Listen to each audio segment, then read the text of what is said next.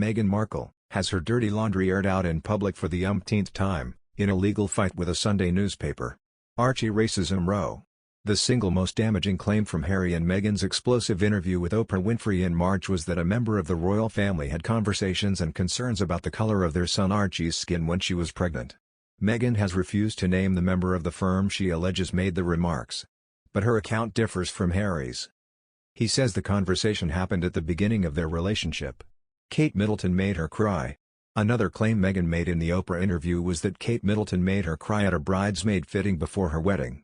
But the journalist behind the original story, which alleged that in fact Meghan made Kate cry, has stuck by her sources. There have subsequently been claims that the Duchess of Cambridge went to apologize and Meg threw her peace offering flowers in the bin.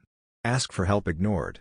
Meghan says she was ignored when she asked for support from the royals, claiming she felt suicidal. She told Oprah she spoke to human resources rather than the royal family. But over the years, several members of the firm have sought help, including Prince Harry. The Duke even fronted the initiative Heads Together with Charity Mind to end the stigma of mental health. It is also understood Meghan got help from Diana's former confidant and grief counselor Julia Samuelson and had her own therapist. Clueless about royals. When Meghan and Harry got engaged in November 2017, she claimed she didn't know who he was when they met on their first date. She said, "It's so interesting because we talk about it and now and even then, because I'm from the States, you don't grow up with the same understanding of the royal family and so while I now understand very clearly, there's a global interest there. I didn't know much about him, and so the only thing that I had asked her when she said that she wanted to set us up, was, I had one question. I said, well, is he nice?" Meghan also insisted she didn't do any research into the monarchy before they got married. But according to the authors of Finding Freedom, Meghan conducted a thorough Google search on Harry ahead of their date.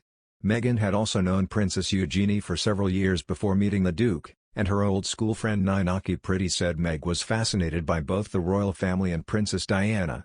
Another of Meghan's childhood friends claims she was always obsessed with royalty and had aspirations of being Princess Diana 2.0. Ninaki said the pair traveled to London as teens and even shared a photo of them beaming in front of Buckingham Palace. Hadn't seen sister for 20 years. Earlier this year Meghan dismissed her estranged half-sister Samantha Markle by saying she had not seen her for at least 19 years. But a photograph shows Meghan smiling and with her arm around with Samantha at her graduation in 2008 to 13 years ago.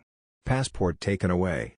Meghan claimed during the Oprah chat that she'd had her passport, keys and driver's license taken from her. She also said she was unable to just leave. However, after meeting Harry, she must have still had her passport to hand, as the couple jetted off on 13 holidays together including breaks in Ibiza, Nice and Amsterdam. She also traveled without Harry to New York and Toronto. Secret wedding. In the Oprah chat, Meghan claimed she and Harry were secretly married by the Archbishop of Canterbury in the garden at Nottingham Cottage 3 days before their official wedding in May 2018. But their wedding certificate proved this was not true. The Archbishop of Canterbury also later confirmed it didn't happen. He said, "I would have committed a serious criminal offense if I signed it knowing it was false." Archie not allowed to be prince. Meghan claimed the royal family refused Archie's birthright to be a prince and put it down to the concerns and conversations a senior royal had about his skin tone.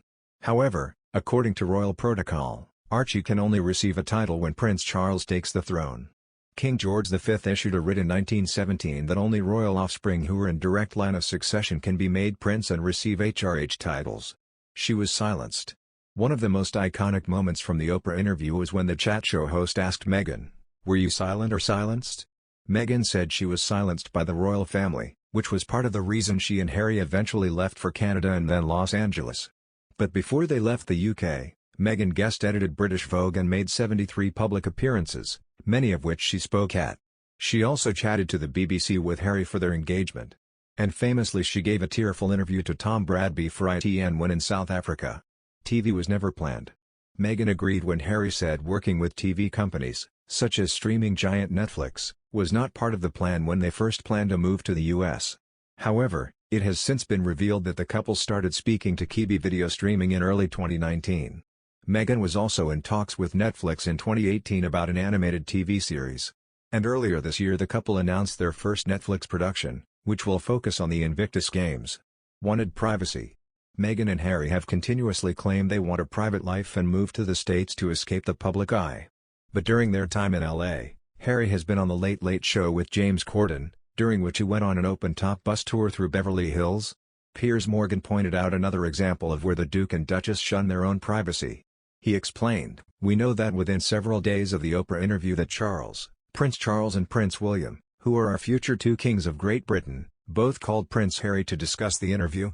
And the reason we know that, the first thing they did was tell Gayle King, Oprah's best friend who hosts the CBS morning show, who then broadcasted to the American people that not only had Charles and William called, which in itself was an invasion of their privacy, but that the calls had been unconstructed. They hadn't gone anywhere. I don't know how they can trust them again, if that was my family. Could you trust a family member if every time you call them, they immediately ring the anchor of a big American breakfast show?